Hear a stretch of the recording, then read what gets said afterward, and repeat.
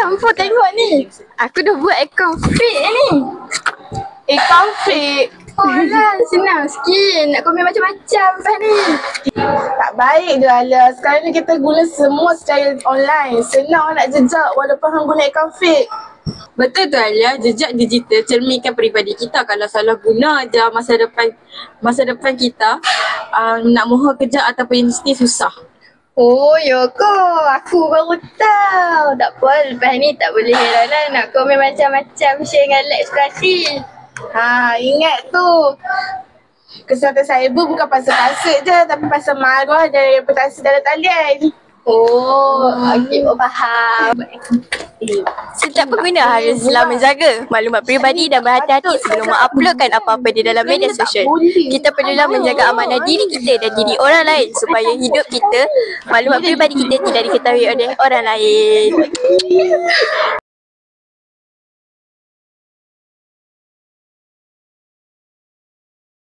Uish, hebat AI ni. Type kat dalam ni dah dapat dah jawapan dia apa. Senang, tak fikir-fikir dah nak buat karangan macam mana. AI? Oh lah. Jadi hang salah kritik dalam AI tu? Tanpa fahamkan tu kan? Jadi tu bukan hasil kerja hang. Tapi AI yang buat kan.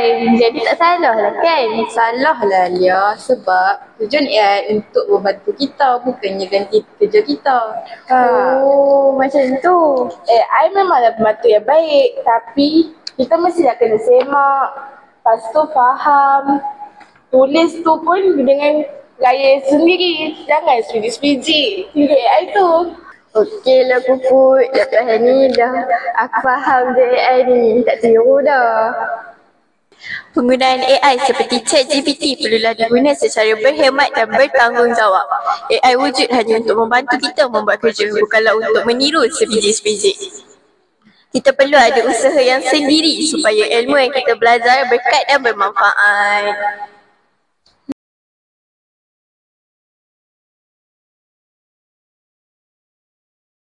Puput.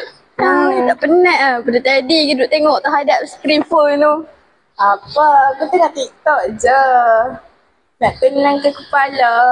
Tapi kalau keterlaluan pun tak elok juga. Kena rehat juga daripada tengok skrin. Betul tu.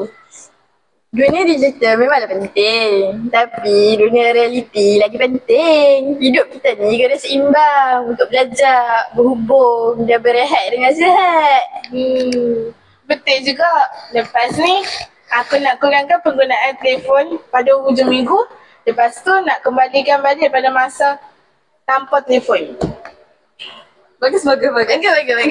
Kita haruslah pandai membahagi masa antara dunia real dan dunia digital. Kita perlulah ada kawalan diri, disiplin dan sederhana dalam bermain gadget supaya tidak menjejaskan kesihatan fizikal, mental dan sosial. Weh, Puput. Tengok ni. Akaun aku kena hack. Gambar semua hilang. Hang guna password apa?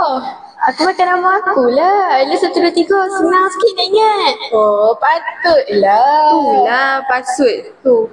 Password tu lah lemah sangat sebab orang sedang nak teka. Ya ke? Lain kali guna password yang campak. Huruf besar, huruf kecil, nombor, simbol. Lagi satu, jangan kongsi dengan siapa pun walaupun kawan rapat. Dan jangan lupa aktifkan langkah pengesahan. Senang nanti orang tak senang nak digodam.